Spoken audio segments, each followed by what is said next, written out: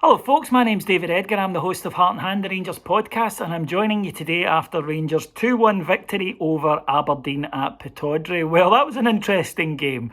Rangers played really well for some parts and maybe not so well in some other parts. At times it looked as though it could end up being 5 or 6-0 to Rangers, and then in the end we were desperate for the full-time whistle. But the most important thing is that that's 15 in a row, 11 to go as we chase down 55.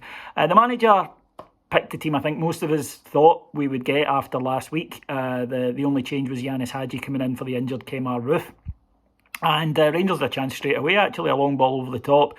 Alfredo Morelos didn't make the most of it. He had more time than I think he realised, and he shot wide. But Aberdeen then also had a chance for a long ball that the Rangers defence didn't deal with, and Sam Cosgrove ended up firing it high and wide. After that, the game settled down into a bit of a sort of attritional thing as both sides tried to really take control. Aberdeen had gone with two up front and a 3-5-2 and were quite clearly looking to play it long a lot. Rangers were obviously looking to get it down, and I think began to do that round about the 15th minute. Began to make some decent chances. Yanis Hadji with an excellent effort on goal. Ryan Kent was involved quite a lot, and Rangers began to assert some dominance, which ended with a lovely move that ended with Alfredo Morelos being clear in goal, and he was brought down by Ryan Hedges.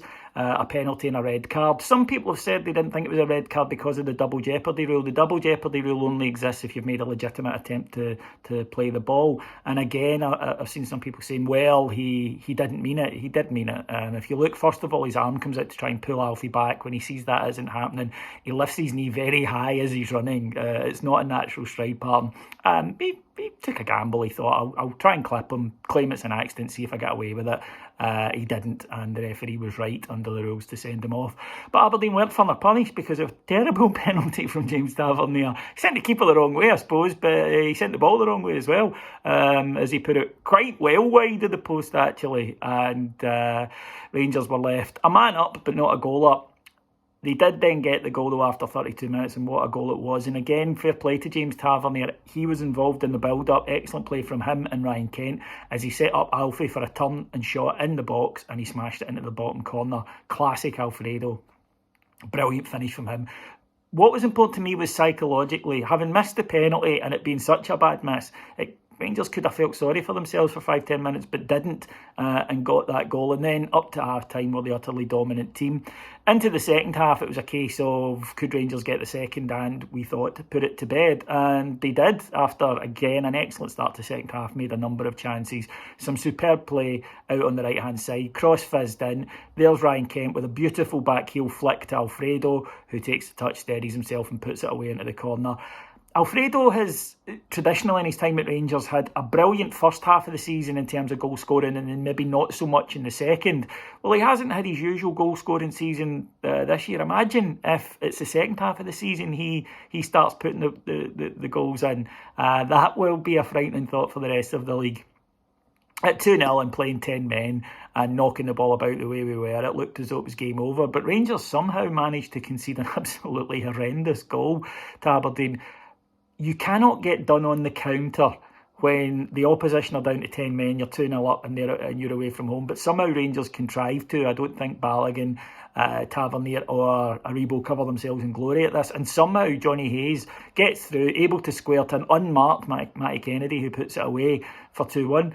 And then a rather strange thing happened. For the next 10-15 minutes, Rangers passed the ball about, and Aberdeen kind of sat in. Aberdeen, I think, they had one goal where they pressed and Rangers put the ball over the top and almost scored. And I think that put Aberdeen off pressing, and they thought, we'll keep it at 2-1 and see if we get through to the last 5 minutes, and then we can try and nick one. I was quite nervous in that period. I'm sure if you're a Rangers fan, you were as well. But we did manage to see the game out pretty comfortably, actually. I don't think Alan McGregor's been involved at all, and got the victory. One negative thing to say, and that's a decision by John Beaton, for it was he, again, who buggered up on a red card for Aberdeen's Curtis Main. Knee-high, over-the-top challenge on Borna Barisic just before half-time. he should have been off. It's that simple. This is why Beaton's not a grade 1 referee, or shouldn't be a grade 1 referee, because he doesn't just give what he sees. He does say, I've sent one of the players off, I better not, or he guesses. We saw that with a tackle that Tav got booked for earlier. Derek McInnes knew it was a red. He subbed him immediately. And I think that Aberdeen got away with one there. So where does that leave us? As I said earlier, 11 more victories needed to win the title. It's great to go to a place like Pittodrie and get a victory at any time, but especially January, all that's been for this Rangers team the past couple of seasons. And again, your opponents are going to sit and look at certain matches and ring that in the calendar and say that's one that they might drop points in. And let's be honest, that would have been one that they would have thought today. So getting that one ticked off and moving on to the next fixture is huge. The more we can do that, especially away from home, then the quicker we're going to get to where we want to be. And that's what matters. It's vitally important that we manage to keep the momentum going. We know what January's been like the last couple of seasons, but I do trust this team. I do. They've had opportunities to mess it up the last few weeks and they haven't messed it up. I'm thinking about the Motherwell game. I'm thinking about the last 10 minutes of the Celtic match. I'm thinking about the last 10 minutes of the Hibs match. Matches before where Rangers would have found a way to not win when we weren't as mentally strong as we are this season. We're getting the points and it's onwards each game, 3 points and on. And if we keep doing that... Thank you very much for listening to me today. I'll be back next Sunday after we take on Motherwell, but don't hang about for me. If you like listening to Rangers content, then go to our Patreon site, patreon.com/Heart and Hand, where for just $1.99 per month, you can listen to up to 5 shows. 5's a big number today.